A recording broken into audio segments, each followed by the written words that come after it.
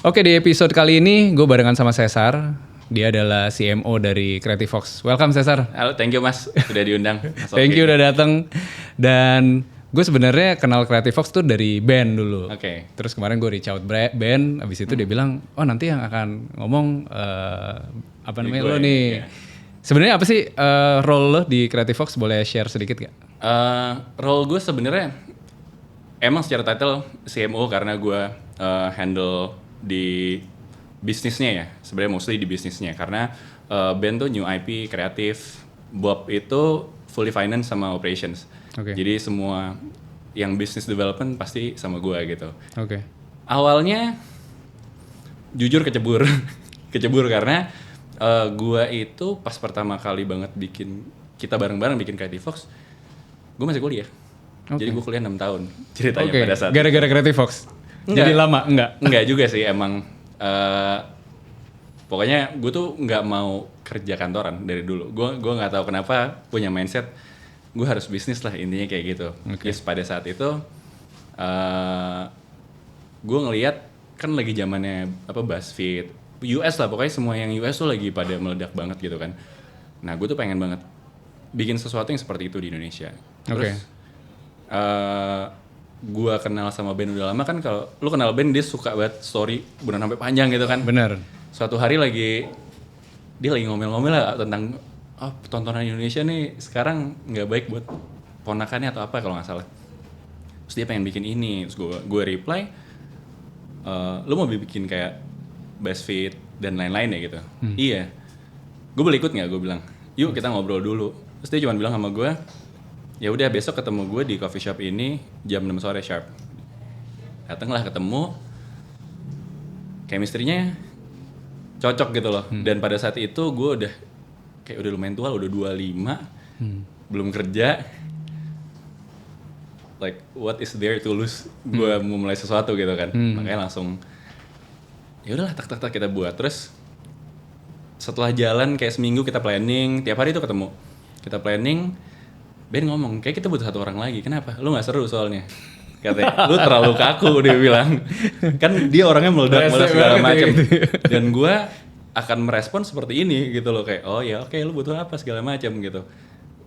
Yang, ya pokoknya kita gak bisa lah yang bercanda-canda. Kalau kerjaan terus, takutnya lagi, tensionnya lagi tinggi, ntar berantem atau takutnya kesana. Akhirnya, gue ajak lah teman gue yang, itu Bob itu teman sekelas gue di Binus. Oke. Jadi gue trap sih sebenarnya pas ketemu ngobrol tuh.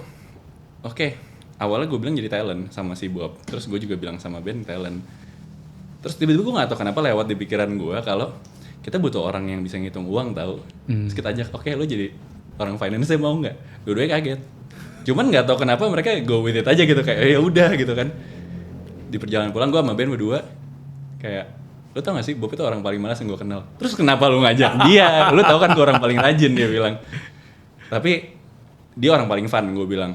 Kayak di posisi ini kita kan semua mulai dari nol gitu ya. Mungkin Ben doang yang punya background udah pernah ngerjain kreatif, produksi segala macem. Yang gue sama Bob itu sebenarnya mengisi role yang kosong aja di situ. Kayak butuh orang bisnis, ya udah akhirnya gue di bisnis. Butuh orang finance, Bob jadi orang finance. Ini sebenarnya agak apa ya? Jokesnya agak rasis sedikit ya. Kita ngomong kayak, ya udah bapaknya finance, kenapa? Kan orang Cina dari sananya pasti udah bisa jago duit gitu kan. Bener ternyata jago gitu loh. Tapi latar belakangnya Bob bukan Bob finance? sama kayak gue. Oke. Iya, cuman emang dari dulu gue kenal orangnya tuh sangat apa sih sama uang tuh, gue nggak bisa bilang pelit tapi sangat dihitung gitu loh. Jadi dia udah punya bawaan dari sana yang gue rasa kan kalau punya ilmu lebih jago lagi nih gitu kan. Akhirnya ya udahlah kita jalan gitu. Pertama kali kita jalan patungan, jadi kayak itu kocak juga sih. Kayak gue minta duit terakhir sama orang tua gue. Ben gue nggak tahu juga pokoknya gimana, kita patungan sekitar 17 juta waktu itu satu orang. Oh ya? Iya, kita patungan 17 juta satu orang. Itu buat sewa studio karena kan kita pengen syuting kan pada saat itu. Terus kamera gue pinjem dari bokap, PC buat ngedit itu PC gue di rumah buat main game. Jadi udah gak main game lagi di rumah nih, langsung kita taruh speknya udah spek ngedit lagi. Speknya bisa buat ngedit karena biasa buat main game gitu. Ya udahlah, kita mulai syuting. sampai suatu hari ya awalnya tuh kita kayak merhatiin gitu mas, kayak subscriber sudah naik nih 200 jadi 241, udah 300 gue tulis tuh di whiteboard gitu kan. Tapi maksudnya despite all that yang kita seneng tuh apa ya, kayak semangat banget ya. Gue belum pernah ngerasain sebelumnya gue bangun tidur tuh pengen buru-buru kerja gitu loh, pengen buru-buru ke kantor, pengen kita bikin apa lagi ya hari ini gitu loh. Dan itu sebenarnya mostly di awal-awal kan kayak di kerjaan gue bisnis kita nggak ada, gue belum ada kerjaan bisnis gitu kan. Bob juga jadi finance, apa yang dihitung orang-orang juga belum ada gitu kan. Jadi ya bantuin band, jadi masih bantuin band syuting, gue cari talent, kita nyari-nyari di IG siapa, kita invite teman-teman segala macam, di invite. Ya sampai at certain moment itu sempat meledak di Twitter gitu. Jadi sebenarnya pertama kali Creative Fox tuh di ini apa sih? Di YouTube. Media? Kita pertama kali di YouTube okay. aja. Terus hanya Twitter? Di YouTube. Kita nggak punya Twitter, cuman di repost sama orang gitu di Twitter. Kita juga kaget kenapa tiba-tiba views-nya dalam semalam naik 40.000, 100.000 dan segala macam, sampai hampir 1 juta gitu loh. Oh, mungkin ini kan katanya kalau misalnya content creator yang baru gue ngerti sekarang adalah pasti ada kayak nggak bisa naik pelan-pelan, cuman ada satu momen di mana viral dan akan gong gitu loh. Jadi ya kita rasa di situ apa ya, kayak poin pertama kita, oh ini serius nih ternyata gitu loh. Karena nggak lama sejak itu brand-brand udah mulai kontak kita di email gitu, kayak oh kita bisa nggak kerja sama gitu. Oke. Nah kalau misalkan balik lagi ke awal banget, kan awalnya dari inspirasi Creative Fox tuh dari band. Karena dia punya keresahan ponakannya atau ininya saudaranya dia yang dengan konten-konten yang kurang mendidik. Setelah itu lo gali nggak sih bertiga, apakah langsung Creative Fox oke kita bikin media company yuk, atau misalnya lo sempat kepikiran kita bikin offline activation dulu atau bikin company digital atau apa gitu? Sebenarnya dari awal tuh kita emang langsung pengen media company, karena tadi balik band pengen video, gue juga pengen BuzzFeed. Jadi kan referencesnya US gitu kan. Dan kita rasa apa ya, kita bisa bilang paling murah ya untuk kita bisa nge-reach out banyak orang kan emang through digital gitu pada saat itu. Jadi it only makes sense buat kita start di YouTube gitu. Awalnya kita pikir just YouTuber aja sih gitu kan mas. Sampai itu value yang tadi band-band bawa, gimana ya cara kita bisa ngobrol sama ngasih value ke orang, tapi kan Gen Z ini nggak suka diajarin. Jadi gimana sih cara kita pakai, mungkin masuknya kalau tahu kan topik-topik di awal kita agak-agak nyeleneh gitu ya, cuman di akhir-akhirnya pasti kita selipin ada message lah atau ada value yang oh kalau lu seperti ini banyak lo yang merasa ini tuh akhirnya buruk gitu. Kita bikin tersirat gitu, karena kita sempat riset kalau apa ya, Gen Z itu nggak suka dikasih tahu disuruh gitu. Jadi kita rasa kita harus bikin ini kayak burger, kayak fast food. Cuman fast food ini sebenarnya sehat. Jadi kita bikin sesuatu yang mau dikonsum dulu, baru kita selipin value-value di tengah-tengah gitu. Yang akhirnya makanya video, dan ternyata setelah makin kita research, masa depannya kan pada saat itu di video gitu kan, masih long form, kita belum ngomongin short form pada zaman itu karena kan belum ada Reels, belum ada TikTok gitu kan. Dan ya akhirnya kita jalan, dan sebenarnya sampai sekarang juga ngikutin format yang lagi works aja gitu. Format meaning tadi short form, kita jadi banyak short form sekarang. Long formnya mungkin pada saat itu, ya pada saat sekarang nggak se-convert kayak short form gitu kan. Iya. Jadi kalau misalkan lo dikasih kesempatan untuk introduce Creative Fox gitu ke orang baru atau misalkan calon investor, lo akan ceritanya in short Creative Fox itu apa dan apa sih yang jadi pembeda dibandingkan dengan industri yang mungkin gue bakal ngomong kalau Creative Fox itu awalnya kita start as a media company, still is a media company, but kita sekarang sedang transformasi untuk menjadi media company yang punya community yang tangible gitu. Community meaning kita represent community kita. Kita bukan cuman brand yang punya berita, tapi beritanya itu seperti zaman dulu gitu loh. Kayak kita actually mewakilkan apa yang dirasakan dengan language-nya Gen Z sendiri gitu. Karena ya kita bilangnya kalau di Kompro kita ngerti Gen Z because we are Gen Z gitu. Oke. Secara keresahannya kan berarti yang lo rasain dari Gen Z, mereka nggak cukup mendapatkan konten-konten yang istilahnya berkualitas lah. Dan lo Creative Fox mau hadir untuk menjadi solusi. Betul, pada awalnya gitu kan. ya. Awalnya gitu kan. Kemudian kalau misalkan di tahap awal kan kalian bertiga nggak punya latar belakang di media. Atau mungkin band di kreatif ya. Apa sih yang akhirnya kalian lakukan untuk equip yourself atau misalkan kalian bertiga untuk elevate your skill atau knowledge di momen-momen awal tuh yang masa-masa crucial first 6 months probably di masa kalian lagi ngeluarin modal 17 juta kan di dalam kepala harus segera balik nih, harus balikin nih ke orang tua gue atau misalkan gue balikin ke dana gue sendiri. Apa yang kalian lakukan untuk mengetahui dan lebih paham? Jadi pada saat industri? itu kita itu ngebagi role banget. Yang keluar pasti gue. Bob itu nemenin band di kantor karena band itu yang syuting, dia yang edit. Oke. Jadi kita syuting pagi biasanya kayak jam 9, jam 10 start. Kalau misalnya syutingnya panjang bisa sampai jam 3 atau kadang ada syutingan yang sore. Itu baru selesai jam 9 malam. Gue pulang, band ngedit semalaman. Jadi tipikal foundernya pas di awal semuanya benar-benar kerja dan hands on ya? Betul. Nggak ada karyawan sama sekali? Nggak ada duit juga kan pada saat itu buat hiring. Cuman kita dibantu sama banyak teman-teman. Jadi banyak teman-teman yang kebetulan, wah seru nih kayaknya bikin ikutan kayak gini gitu loh. Ada beberapa yang sebenarnya possible buat mungkin bisa jadi partner apa segala macam. Cuman along the way, ya gitu visinya atau segala macam berubah gitu kan. Jadi nggak align mungkin sama apa yang kita bertiga udah set. Gue jadi tertarik ketika lo bertiga kan yang dua Bob sama Ben kan di office nih. Iya. Do the operation. Lo kan keluar. Iya. Apa sih yang lo lakukan? Karena menurut gue itu crucial sampai akhirnya lo bisa membuat Creative Fox tuh jadi lebih dikenal di luar konten-konten yang memang viral yang dibikin band ya. Oke. Itu sebenarnya lucu banget ya. Gue nggak keluar cari klien mas. Gue keluar tuh sebenarnya mentoring. Jadi kayak gue kontak semua orang-orang yang gue lihat di story gue yang nggak pernah gue chat sebelumnya buat gue pengen ketemu, gue pengen nanya lu bisnis apa sih, bisa ajarin gue nggak? Kebetulan bokap gue juga waktu itu helpful banget untuk ngenalin ke teman-temannya. Jadi dalam seminggu mungkin gue 4 hari itu bakal spend waktu ketemu sama bapak-bapak dan business owners untuk sebenarnya ngedengerin aja, karena biasa kan problem founders atau business owner yang mau mulai adalah gue mulainya tuh dari mana sih? Benar. Ya kan? Dan pada saat itu gue juga merasakan hal yang sama gitu. Gue coba belajar dan nanya sama banyak orang dan mendapatkan jawabannya bahwa nggak ada jawabannya. Gitu loh. Ternyata jawabannya apa ya?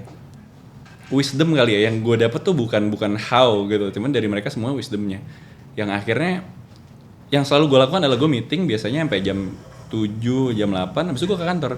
Gue cerita sama Bob sama Ben. Jadi kayak, gue hari ini gue ketemu, kata om ini kayak gini-gini, kata tante ini kayak gini-gini, kita harus coba kayak gini. Yang masih lo inget ada nggak? Apa sih yang take out yang paling ngena banget di lo di saat lo baru mulai bisnis dengan modal seadanya, dengan pengetahuan dan pengalaman yang mungkin masih terbatas, terus lo ketemu dengan orang-orang yang mungkin udah lebih lama nih, founder-founder ini, terus ada yang nyangkut nggak sama lo sampai akhirnya shaping the way you are right now?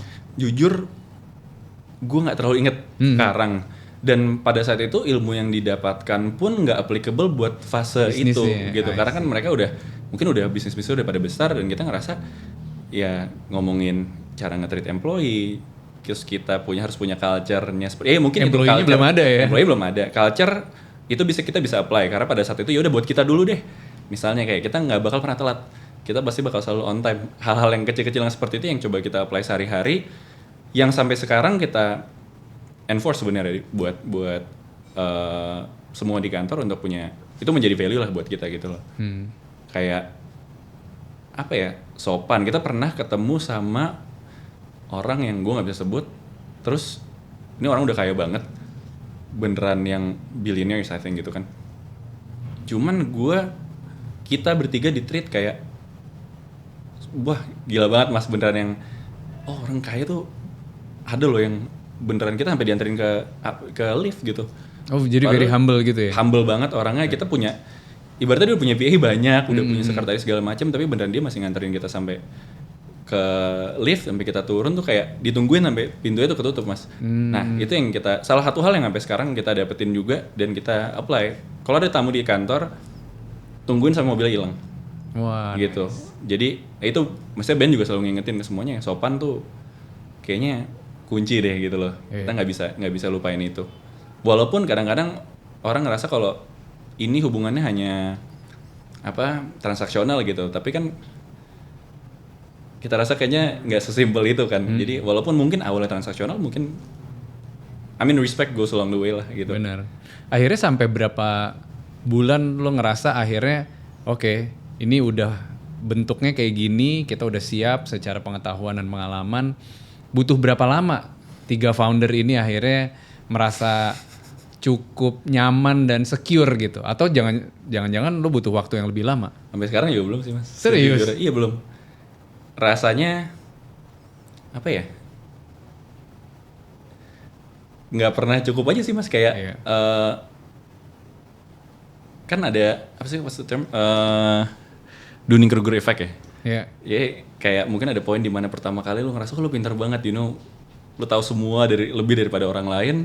But the more you know, lu bakal ngerasa Lu nggak tahu apa-apa. Iya. Dan mungkin ya kita lagi merasakan itu, kayak kok kita masih clueless untuk hal-hal yang at this level gitu loh. Cuman memang gak ada yang pernah ngajarin. Mungkin sama kan ketika pada saat itu gue ngobrol sama orang-orang mentor-mentor gue itu, ya mereka juga mungkin nggak bisa ngasih kita hal yang kita bisa apply pada saat itu gitu kan. Iya. Nah, mungkin ada beberapa orang juga yang kadang-kadang ke kita, bang gue juga pengen dong bikin kayak lu dan segala macem. Gue juga bingung sebenarnya untuk ngasih apa ya, wejangan atau mungkin untuk how to-nya, karena kerjain aja gitu loh. Karena kebanyakan orang kan nggak, idenya banyak bagus-bagus gitu, cuman nggak pernah dimulai sama sekali. So apa yang kita rasakan adalah kita dapat learningnya tuh pas lagi di perjalanan, bukan wisdomnya dapat dari orang lain, tapi learning how to-nya tuh pas lagi ngerjain gitu kan. Bener. Kayak belajar dari kesalahan, gimana cara nggak ngulang gitu sih mas. Iya. Kalau ngelihat dari perjalanan Creative Fox, lo ngelihat di titik ini sekarang udah sebesar ini, is it by design atau by fate? Dalam artian emang lo rencanakan di day one lo pengen kita akan jadi segede gini, atau at least kebayang gedenya, atau memang ada beberapa founder yang ngerasa ya udah just go with the flow, ya kebetulan aja along the way ketemu orang-orang terus beruntung aja gitu. Oke. Dua-duanya sih. Jadi kayak yang kita bayangkan sebenarnya pasti pengen lebih besar dari ini, kayak pengen punya media di semua niche. Kan kita udah ada konve, ada perempuan, ada gaming. Kalau bisa yang banyak gitu. Kita pengen jadi media magnet lah untuk itu, karena kita pengen bisa ngedeliver message yang kita rasa apa ya. Jadi tuh gua sama Ben itu lumayan nasionalis orangnya. Jadi maksudnya kita ngelakuin ini tuh sebenarnya, ini klise banget tapi beneran sebisa mungkin buat Indonesia gitu kan. Okay. Jadi kan kita mulai dari mana, ya udah yang paling kecil dulu deh, bikin orang-orang yang follow Instagram Creative Fox atau channel yang lain bisa punya apa ya, bisa dapat value sekecil mungkin. Sehari gue bisa belajar hal kecil ibaratnya. Atau mungkin nggak cuma pelajaran, misalnya kemarin pas lagi ada isu-isu pas lagi COVID deh misalnya, atau lagi isu mau krisis, itu tone-nya kita rubah. Berarti Creative Fox nggak boleh bahas yang negatif, kita harus yang positif semua untuk nge-counter narasi-narasi yang bikin orang stres, bikin orang, kan kadang orang kalau terlalu stres, depres, nggak mau keluar, malah mereka nggak bisa produktif. Kita rasa seperti itu kan, jadi kita coba counter dengan sesuatu yang positif. Iya. Paling nggak dengan entertainment gitu maksudnya mas. Iya. Kalau kita ngomongin bisnis, itu sama aja kayak kita ngegerakin sebuah entity, dan ada beberapa orang punya kekuatan bisa ngejalanin sendiri. Tapi ada juga yang perlu partner. Nah, banyak banget yang nanya ke gue, gimana sih sebenarnya bisa menemukan partner? Okay.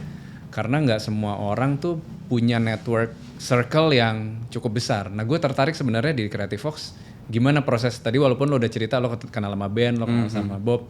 Tapi apa yang akhirnya lo rasa chemistry apa yang bisa menjadi magnet satu sama lain? Oke. Mungkin value-nya buat gue, buat Bob sama Ben tuh akan berbeda gitu ya. Tapi yang bisa gue bilang adalah gue blessed banget sih bisa dapat partner kayak mereka.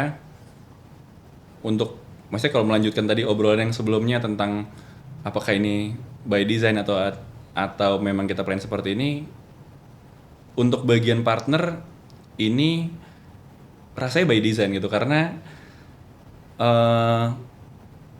apa ya, prosesnya panjang banget, dan karena mungkin kita awalnya terlalu dekat.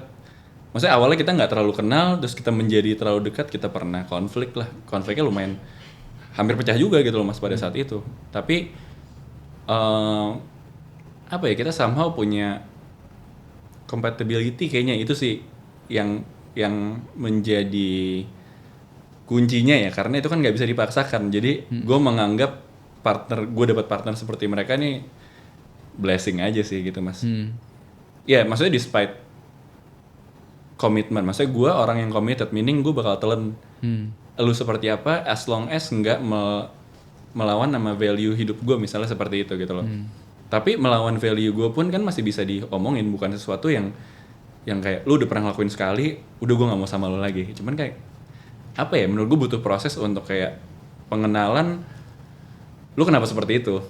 Gue nggak suka cara lu karena value gue bilang. Nah, tapi kebetulan mereka juga ada toleransi yang nggak batu gitu, nggak yang kayak ya udah ini kan gue. Mereka masih yang kayak menurut gue seperti ini. Ya gue juga nggak suka cara lu seperti itu. Cuman somehow kita bisa dapat apa ya? Kita sama-sama bisa dapat jawaban dan bisa melihat sisi baik dari satu sama lain yang ya namanya manusia juga pasti ada kekurangannya, dan kayaknya so far gue masih bisa tolerate apa yang lo lakukan. In general tuh soalnya mereka sebenarnya, gue nggak tahu mereka mandang gue seperti apa, cuman mereka orang yang menyenangkan lah gitu loh. Kan gue yang diam, mereka yang sebenarnya jadi entertainment buat gue sehari-hari kan. Iya. Gitu. Tapi di pekerjaan gue rasa ini nggak bakal pernah sampai sini sih kalau nggak sama mereka. Dan kita pernah ngomong kayak Creative Fox nggak bakal pernah sampai sini kalau kehilangan satu pun dari kita. Kita rasa kayak gitu karena semuanya punya role masing-masing. Dan apa ya, quite nggak bisa digantikan gitu. Iya, kalau menurut pandangan lo sebenarnya in finding partner tuh lebih baik orangnya sama, dalam artian sama-sama pendiam atau sama-sama rame, atau lo menurut pandangan lo ya, karena kan lo bertiga, semakin berbeda justru semakin oke. Lo melihat kayaknya chemistry lo bertiga tuh what is the modalities, jadi modalnya apa sih, kenapa kalian sampai, gue penasarannya ya kok sampai selama ini udah melalui konflik, awalnya bukan temen lama juga, maksudnya kan masing-masing antara Ben sama Bob yang ngenalin kan lo kan di tengah-tengah. Gimana ya? Ya balik lagi sebenarnya gue ya karena pertama kali gue punya partner mereka, gue nggak bisa speak for other partners gitu ya. Untuk case gue merasa emang blessing banget, tapi semuanya gue sama-sama pengen belajar. Jadi nggak ada yang, gue tuh sebenarnya nggak suka sama statement ya gue orangnya seperti emang kayak gini, lu mau ngapain? Dan menurut gue statement itu sangat ngeblok diri lu untuk bisa grow. Gitu. Jadi apa yang pada saat dari sisi gue coba lakukan adalah lu coba baca buku ini deh. Karena ada hal yang kayak gitu loh. Karena gue ngerasa sifat yang seperti ini mungkin karena trauma masa dulu ya. Mungkin ya gue kalau sama mereka lumayan open. Tapi kalau dijalanin terus lu seperti ini, kita akan konflik terus-terusan. Dan konflik kita akan membuat kita gak fokus sama goal kita, gue bilang. Jadi coba deh egonya Cesar, Ben, sama Bob itu dibuang, tapi egonya tuh Creative Fox. Jadi ketika kita ngambil, kan basically orang konflik ada decision ya, mostly kan gitu ya. Ketika kita udah berhasil ngerubah fokusnya itu dari kita menjadi goalnya adalah Creative Fox depan seperti apa, jadi lebih mudah aja sih untuk punya perbedaan pendapat.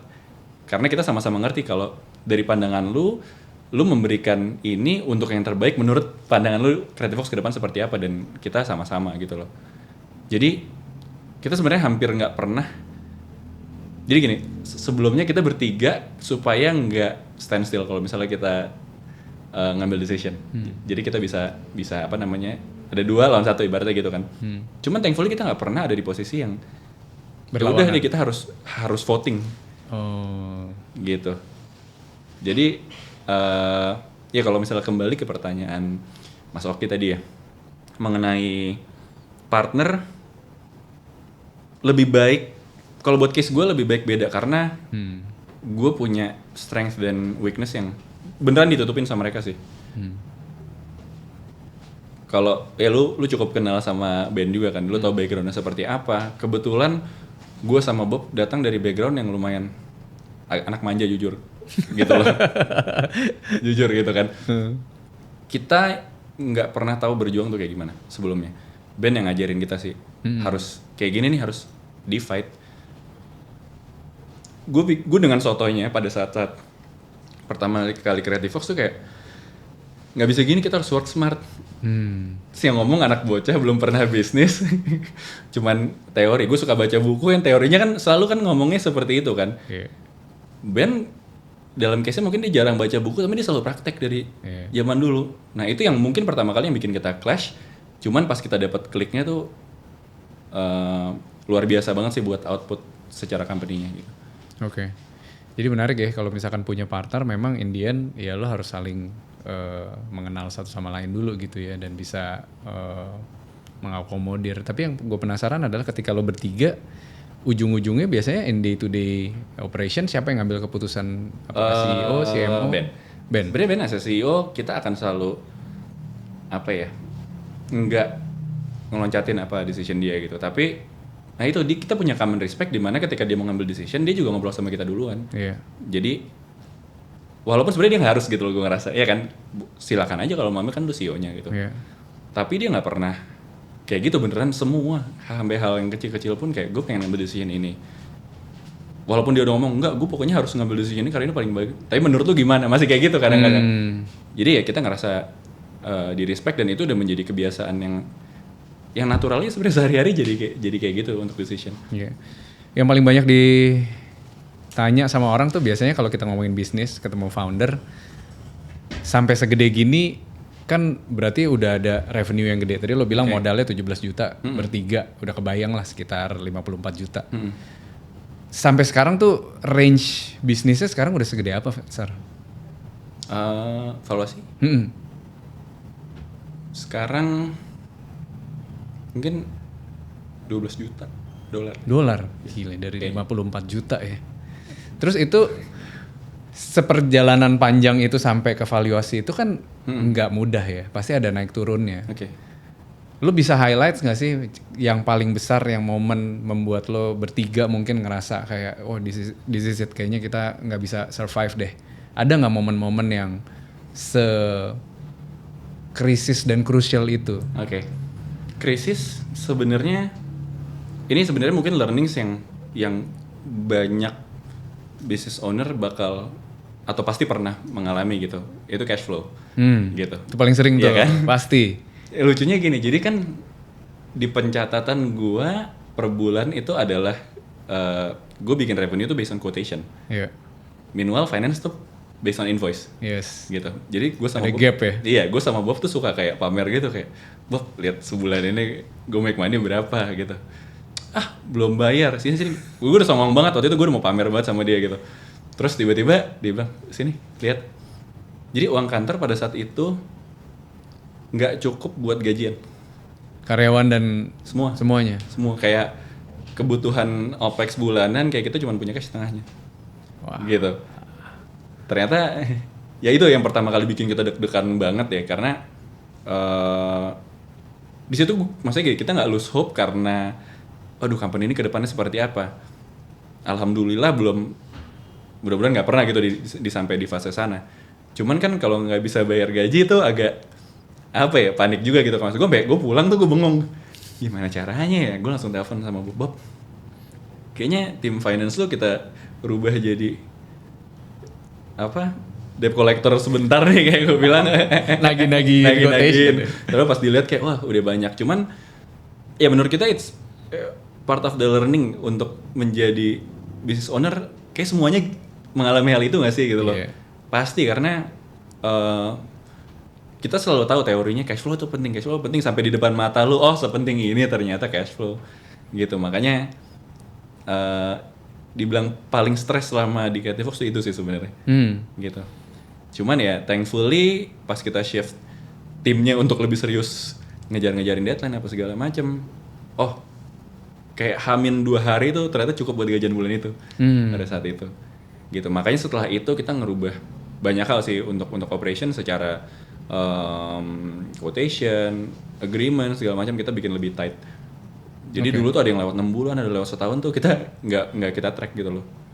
Kalau secara bisnis model karena latar belakang gue biasanya retail FMCG, walaupun emang ada term of payment, misalnya kita jual ke key account, terus baru balik lagi ke kita 30-60 hari. Kalau di media kayak Creative Fox gitu, gimana sih model ininya payment? Nah kita akhirnya balik jadi 30-60 hari. Tadinya enggak ya? Tadinya tuh kayak bebas klien, kan nggak ngerti ya Mas Edu. Jadi kayak paymentnya mau gimana kita yang nanya. Yes. Sejak kejadian itu kita yang state dari awal, paymentnya kita sekian-sekian.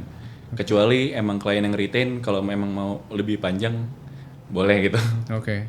Cuman kan kita kebanyakan yang one off sebenarnya kan, karena pada saat itu kita nggak running agency, jadi hanya media placement, YouTube, Instagram. Berarti kan mereka cuma datang untuk tactical aja kan pada saat itu, kayak oh gue ada promo apa gitu. Kalau misalkan ada orang pengen bikin bisnis yang serupa kayak Creative Fox, menurut lo apa sih yang mereka harus milikin as a fundamental? Karena kan pasti beda ya dibandingin 7 tahun yang lalu, dibandingin sekarang dengan nggak tahu deh model bisnis kayak gini kayaknya banyak banget. Dan gue nggak tahu apakah menguntungkan atau enggak sih if somebody wants to start the business like today gitu untuk bikin lu nyebutnya apa sih sebagai New media? New media. Iya. New media. Gue rasa dengan di-handle dengan cara yang tepat sebenarnya masih bisa make money. Entry point-nya pasti sudah lebih sulit daripada zaman dulu karena dengan ada AI sekarang itu bikin konten kayak kacang gitu kan, Mas.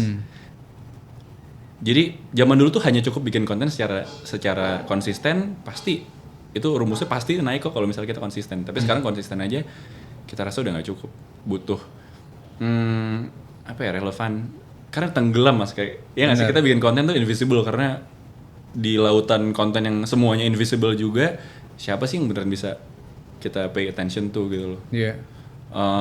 Pas kita udah bisa get past through content making yang udah punya traction, the next challenge is business gitu kan. Makanya itu kita coba ngobrol sama banyak teman-teman new media yang mungkin tadi Ben udah cerita, ada beberapa yang akhirnya kita acquire juga karena ternyata barrier untuk bisnisnya yang buat mereka tuh lumayan challenging. Dan kalau misalkan bicara tentang media, kan lo bergantung banget sama media sosialnya itu sendiri. Betul. Kan? Lo kan sebagai penyedia konten, tapi apapun yang terjadi perubahan terms and conditions, algoritma, YouTube dan Instagram dan TikTok, lo sangat bergantung sama mereka. What is your biggest fear? Konteksnya platform berarti Mas. Bener. Biggest fear di band Mas. Iya kan, serem ya. Karena kalau misalkan lo bergantung banget sama orang, apakah lo kepikiran nggak misalnya you create your own website atau untuk ngejagain, karena IP lo kan sangat rely on sama platform berarti. Betul banget Mas. Jujur for now apa yang kita lakukan itu bukan untuk memitigasi, itu bukan sesuatu yang groundbreaking yang akhirnya kita bikin baru. Bahwa we did was kita diversify aja gitu. Jadi untuk supaya nggak, kalau ini hilang ntar gimana, jadi makanya kita coba buka revenue stream yang lain. Dengan mumpung ini masih bisa kita bisa kita cari uang dari sini gitu. Karena kita rasa untuk bikin kayak dunia tuh nggak butuh sosial media baru. Anyway gitu Mas. Jadi kita berusaha ngambil esensi dari what makes this works aja sih. Itu kayak ada sebenarnya, kita rasa sebenarnya ada formulanya yang kita bisa ambil. Jadi dimanapun platformnya sebenarnya kita bisa work di sana. Kalau misalkan kita ngelihat 3 platform ini yang gede, yang Creative Fox berada, kan ada YouTube, Instagram, sama TikTok.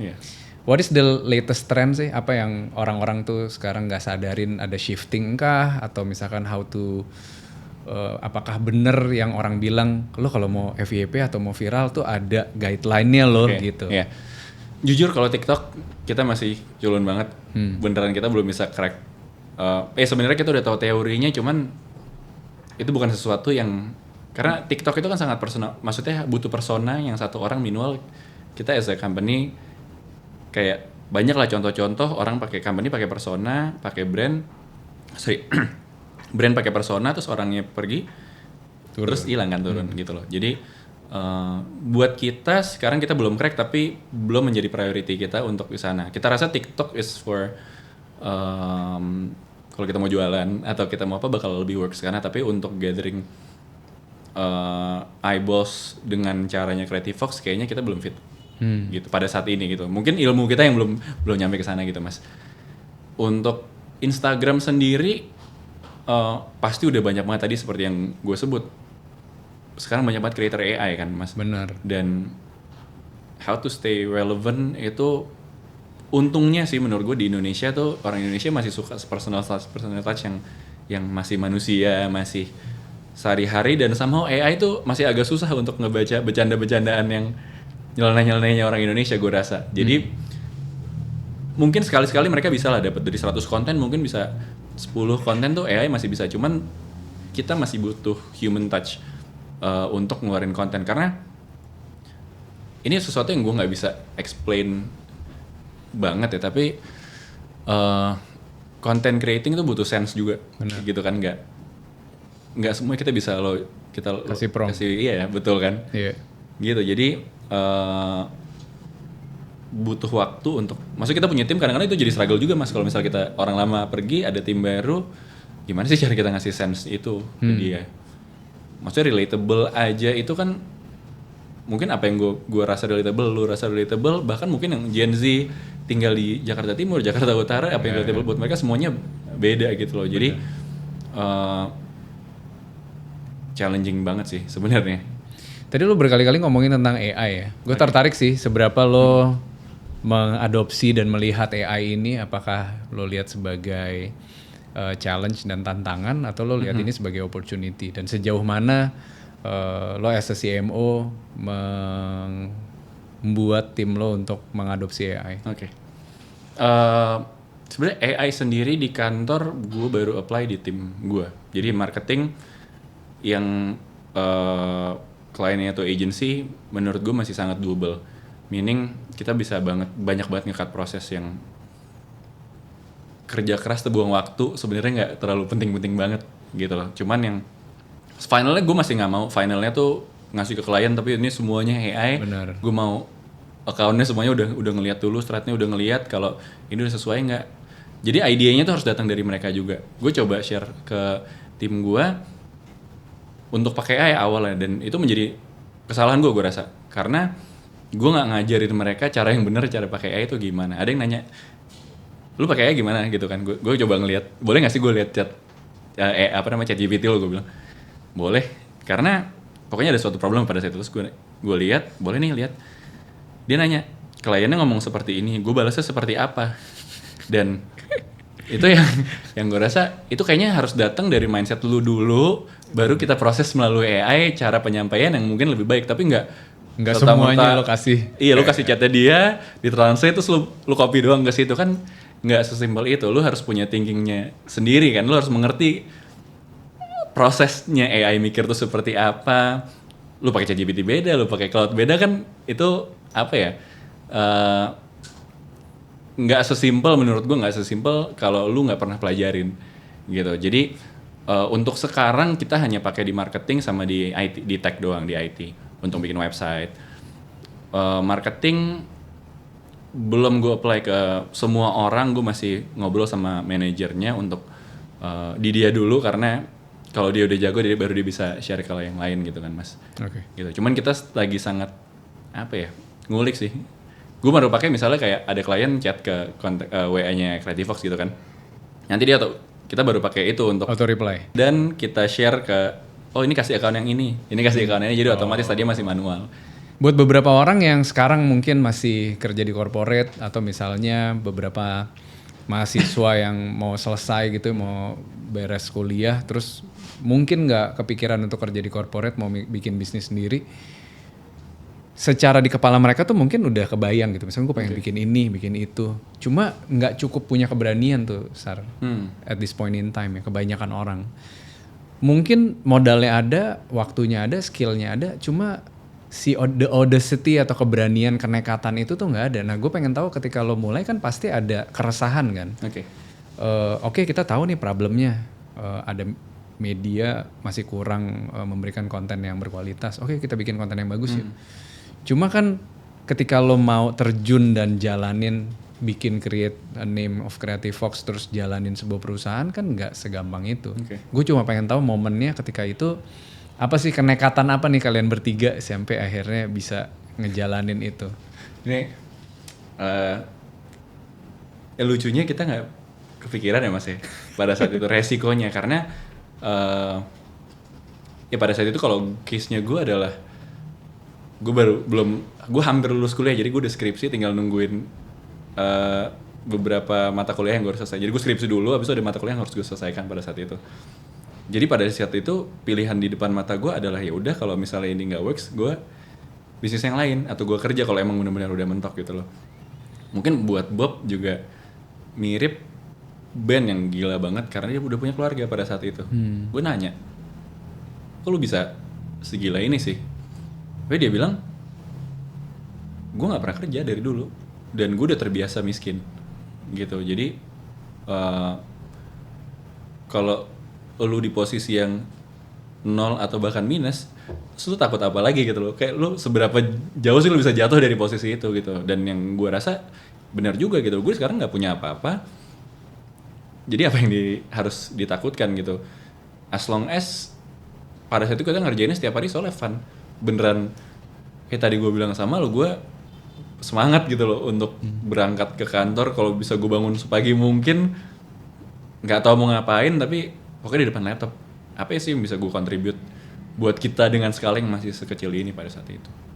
Oke. Gitu. So keberanian mungkin bukan berani tapi bodoh aja Mas ya gitu. Nekat. Iya nekat sih sebenarnya. Jadi maksudnya kan kita nggak kepikiran pada saat itu akan menjadi corporate kayak sekarang. Sekarang kan kita run as a corporate banget gitu kan. Pada zaman itu jadinya seperti apa juga sebenarnya nggak kebayang. Gitu. Jadi balik lagi, tapi itu band banget yang ngajarin gue mengenai kerja keras.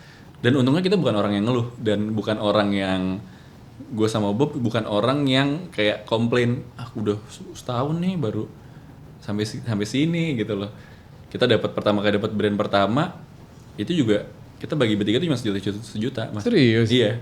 Sisanya kayak kan harus beli kamera, harus beli ABCD. Itu harus jadi uang yang kita dapat pertama itu sekitar 60 juta. 60 juta itu harga 45 juta. 45 juta itu harga sewa studio kita pertama. Gitu. Jadi kita udah harus extend udah setahun. Brandnya baru masuk, bayar sisa kayak 5 juta. Bagi 3, ya gitu lah. Itu baru pertama kali banget ya? Itu pertama kali banget. Gitu. Ya sisanya apa ya, nggak disangka tapi terpaksa buat belajar jadi gitu. Iya. Kalau misalkan sekarang prosesnya kan lo ketika modal awalnya kan yang tadi lo sampaikan 17 juta bertiga. Sampai bisa segede gini ada funding atau? Oh, kita ada funding. Ada funding. Kita ada funding. Jadi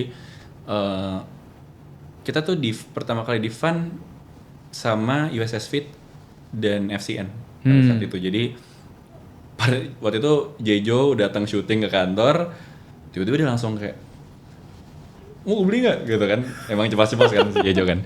Terus kalau pas sampai luar gue bilang ya kalau ngomong serius kita ngomong serius. Akhirnya kita ngomongin serius.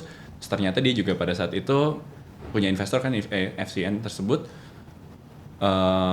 Kita dibawa lah akhirnya meeting sama mereka gitu, sama FCN dan USS pada saat yang bersamaan, dan mereka dua-duanya masuk sama kita.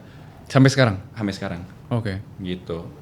Dan itu mengubah chemistry lo bertiga gak sih? Dengan adanya, kan kadang-kadang kalau misalkan bisnis udah makin gede, yang tadinya mungkin foundernya cuma berdua, bertiga, dengan masuknya ada investor, terus langsung create disruption tuh. Oke. Ada perubahan misalkan jadi lebih di-push untuk target, untuk mungkin lo cobain role yang lain, atau siapa yang lebih maju, siapa yang lebih bikin strategik. Ada gak sih peran itu? Menurut kita thankfully investor kita tuh bukan yang apa ya mereka tetap gimana revenue lo, mau expand kemana lagi, pasti ada pertanyaan-pertanyaan seperti itu. Cuman kita seperti apa menjalankannya mereka nggak intervene gitu loh. Yang mungkin pada saat pertama kita udah sempat ngobrolin itu dan kita ngelihat chemistry kalau mereka juga kayaknya investor bukan tipe yang terlalu intervensi gitu dalam day to day, dan mereka juga udah state dari awal. Okay. Jadi malah kita thankful banget sih dengan adanya mereka. Mungkin pada saat itu uang yang masuk ke kita, buat kita pada saat itu besar banget. Dibandingin sekarang jadi relatif kecil. Cuman kan banyak yang nanya mas sebenarnya kayak lu nggak nyusul di invest sekian gitu. Tapi gue bisa ngomong kalau kita nggak bakal sih pernah sampai sini. Satu, tanpa uang itu. Dua, karena wisdom yang dikasih sama investor-investor kita. Yeah. Karena apa ya, kita jadi nggak melakukan kesalahan yang banyak business owner lakukan. Karena kita belajar dari kesalahan mereka. Makanya obrolan kita sama mereka tuh mostly casual aja, kayak kita ngobrol. Gimana mas? Atau gimana aja? Iya nih gue lagi kayak gini. Lu jangan nih sampai kayak gini. Ibaratnya gitu ya mas ya. Yeah. Dan itu beneran abis kita ngobrol, kita pulang langsung, oh guys berarti kita nggak boleh nih kayak gini. Itu beneran kayak kita catat di otak kita untuk hal-hal itu. Mungkin kadang banyak yang ngerasa kayak itu nggak seberapa ya. Tapi percayalah, we could have lost uang banyak kalau misalnya kita nggak belajar itu dari mereka. Yeah. Gitu. So sampai sekarang sih gue masih thankful banget kalau misalnya kita bisa gabung. Kalau lo boleh kasih tips ya buat orang-orang yang mungkin sekarang lagi fundraising gitu atau lagi cari investor, what is your top 3 things yang harus dilihat gitu dari sebelum lo benar-benar ngajak mereka masuk? Okay. Value atau misalkan ya 3 hal penting yang perlu lo perhatiin gitu. Gue nggak tahu ini benar atau nggak in general gitu ya mas. Tapi kita percaya, gue bertiga sempat ngobrolin dan kita percaya sama chemistry. Kalau di situ chemistry yang nggak ada dan mungkin value juga kita nggak bisa punya value yang sama, kayaknya nggak bakal works gitu. Karena kan banyak kan yang ngerasa, oh gue diperes nih dari awal. Padahal dari sebenarnya kan lu udah tahu dia tipe investor yang seperti apa dari based on his atau apa investment mereka gitu di company-company lain. Oh mereka tipe yang seperti ini gitu. Karena yang bikin kita kaget adalah kita nggak pernah kebayang bahwa ada orang yang udah selevel itu bisa invest company banyak, tapi mereka masih apa ya ngikutin guts gitu. Dan itu yang menjadi validasi buat kita bahwa guts tuh kadang penting. Nggak semuanya harus kita dari logik, datang pasti dari logik, cuman kita ada feeling, gut feeling gitu kayak untuk ambil decision ini. Dan mereka sebesar itu aja masih ngambil decision seperti itu. So buat kita itu yang lain gitu mas. Oke. Sekarang di momen saat ini apa sih keresahan lo sebagai founder, as a CMO, as a CSR personal? Gua personally untuk Creativevox sebenarnya scale gitu, karena jujur kita udah stuck secara scale udah setahun lebih lah gitu. Kita ngerasa ada improvement secara increase secara revenue masih ada, tapi udah tidak di rate yang gue expect gitu. Karena ini masih jadi pertanyaan buat gue, apakah ini udah menjadi Creativevox by itself itu tergantung seberapa subscribers yang kita punya, seberapa views yang kita bisa dapetin, CPR-nya berapa, segala macam. Apakah hitungannya seperti ujungnya menjadi seperti itu aja? Kalau memang seperti itu, berarti sebenarnya kita udah nggak terlalu udah agak mentok gitu loh. Yang masih kita coba solve adalah ya untuk sekarang untuk mencoba ngegedein revenue kan akhirnya kita pakai run beberapa service yang lain gitu kan, kayak social media handling, agency, PH yang tadi Ben udah cerita gitu loh. Cuman Creativevox as an IP sendiri kita pengen coba sih sebenarnya fokus sama benar-benar bisa ngegerakin community-nya. Gitu. I think itu yang paling gede ya dari Creativevox ya, community. Kalau kita bisa beneran convert community-nya, kita bakal unlock banyak banget gitu. Karena ini udah berhasil dilakukan sama Convey. Oke. Convey dengan audience cewek-cewek centilnya itu, mereka beneran militan dan mereka nggak ada malu sama sekali untuk nge-identify mereka as the brand. Padahal itu kan berarti kayak mimpinya semua marketer adalah brand gua dan orang yang pakai brand gua dengan bangga bisa nge-identify gue tuh bagian dari brand ini gitu loh. Iya. Menurut gue itu kayaknya nge-link sama tadi yang kita bahas tentang lo sebagai new media agency, new media gimana caranya nggak terlalu rely on platform. Kayaknya kuncinya lo harus punya aktif community yang bisa lo selalu activate kapan aja. In the end itu yang akan jadi aset gede lo. Mau platformnya tiba-tiba besok udah nggak ada, ya ininya community-nya yang harus lo jaga gitu kan. Nah ngomongin tentang keresahan itu, gue punya 2 blind box di sini, isinya buku. Lo boleh pilih salah satu yang mana aja yang kira-kira paling. Ini juga intuitive practice yang kira-kira paling, wah nih kayaknya nih. Dari sini juga boleh? Boleh. 2. Coba buka yang ini ya. Terus dalamnya ada buku. Udah pernah baca belum buku ya? Wah belum pernah nih. Belum pernah. Terus nanti di dalamnya lo bisa random page lo pilih, terus mungkin ada satu kalimat atau satu kata yang paling catch your attention. Bisa jadi reminder yang terkait dengan keresahan lo barusan terkait scaling up. Gimana caranya bisa scaling up Creative Fox in the future. Entah itu sifatnya ini gue lihat dari chapternya udah menarik nih. How groups amplify noise. Tadi kan kita ngomongin ya kan? Pas banget ya. Kita ngomongin noise-nya gara-gara AI, sekarang konten udah banyak banget. Dan gimana cara kita bisa nge-amplify itu mungkin secara grup ya. Kan ya. Jadi yang lo kita kawatnya dari kalimat itu apa yang paling lo berasa banget? Nah, gue masih berasumsi artinya apa kan tadi. Coba gue agak baca. Boleh. Tapi cocok tuh, group amplify noise ya.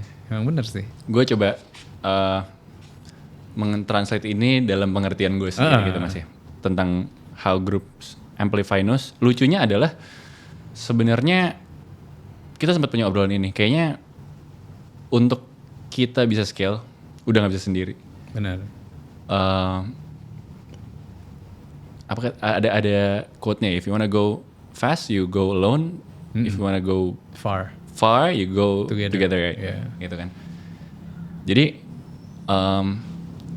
dalam mungkin 1 tahun, hampir 2 tahun belakang ini kita tuh mencoba mengumpulkan partners yang mungkin yang tadi Ben cerita tentang kita ada grup-grup baru, tapi we're not just looking for partners.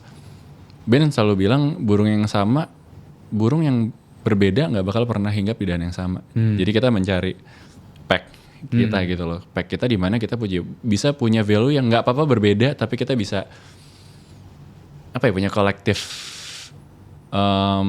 goal yang kita bisa capai kalau misalnya kita ngelakuin ini bareng-bareng gitu. Jadi lucunya tuh gue baru inget ya gara-gara itu tadi.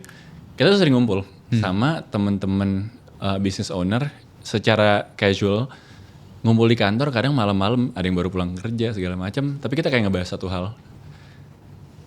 Dan kita pengen jadi apa sih nanti ke depannya gitu loh. Dan itu gantian majunya Mas. Ya jadi gue punya case kayak gini, gue lagi struggle seperti ini. Terus ntar ada yang jawab gantian, dan pulang tuh kita kayak ke-recharge banget sama energi-energi. Karena mereka mostly tuh di scale yang kurang lebih mirip sama Creative Fox gitu. Dan bisa bertemu sama orang-orang yang kayak gitu ngebuka semangat pasti. Tapi horizon untuk kita bisa pakai cara seperti ini gitu. Makanya dalam waktu relatively dekat, mungkin 5 tahun ke depan, kita pengen go as a holding sih gitu. Jadi yang emang specialize-nya mungkin emang AI based atau IT, kita guide juga, kita bisa bareng. Nggak harus holding sih, maksudnya walaupun temen aja dia punya bisnis sendiri, kita punya sendiri, kita nggak punya ini secara bisnis, tapi kalau misalnya kita regularly mungkin cuma bisa kerjain project bareng-bareng segala macam, kita ngerasa itu punya impact yang gede banget buat kita. Karena mungkin impactnya belum buat company, impactnya buat foundersnya dulu, karena itu bakal turun kan energinya gitu. Benar. At least gitu, pas kita udah bisa translate itu menjadi business opportunities, baru luar biasa gitu. Jadi kalau misalkan ngelihat secara visi lo ngelihat posisi Creative Fox saat ini tuh udah nyampe belum sih dari yang lo rencanakan di awal bertiga 7 tahun yang lalu? Kita kalau misalnya ngomongin nyampe, ada checklistnya mungkin udah. Udah bisa, karena kita punya visi yang berbeda-beda kita bertiga. Bob itu suka buat One Piece. Gitu. Nakama nih. Kita nakama banget nih. Terus Dia tuh suka banget Luffy. Jadi dia punya value adalah dia cuma pengen orang happy dengan keberadaan kita. Dan itu yang kita ambil juga value-nya. Kalau ada Creative Fox tuh orang happy. Berarti gitu. Ben adalah impact. Impact in apapun gitu. Jadi bisa membantu orang, bisa you name it lah. Pokoknya dia pengen buat impact buat manusia sebanyak-banyaknya. Gue awalnya datang dengan nggak tahu sebenarnya visi gue apa, sejujurnya. Tapi ketika lo punya employee makin banyak, gue seneng sebenarnya kayak, mungkin gue bisa membantu Indonesia karena tadi gue bilang gue cukup nasionalis orangnya. Dulu kepikirannya, berarti harus jadi menteri apa segala macam gitu kan. Dari bisnis bisa juga kok ternyata kita bisa buka lapangan kerja. Kita dengar cerita anak-anak kantor tuh kadang gue juga inspired banget, yang rumahnya jauh banget. Jadi kita punya anak tinggalnya di Tangerang lah. Pokoknya dia harus jalan itu sehari 80 kilo. Sampai ke Rawamangun? Sampai ke Rawamangun naik motor. Gile. Setiap hari. Dan dia gak pernah telat. Kita masuk pagi mas, 8.30 sharp. Dan dia gak pernah telat. Gue kayak malu kan jadi dia aja bisa kayak gitu loh. Nah, maksudnya ketika kita ngumpulin orang banyak, kita bisa kasih impact ke mereka, kita bisa ngebuka lapangan kerja.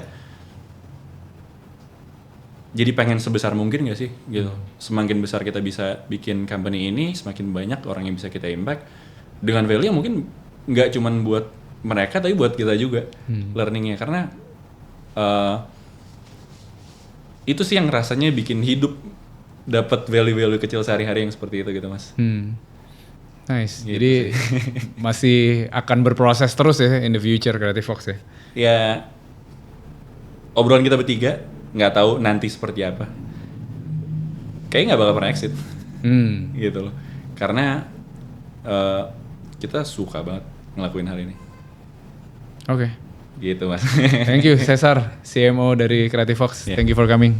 Thank you mas Oki. Thank you. Keren.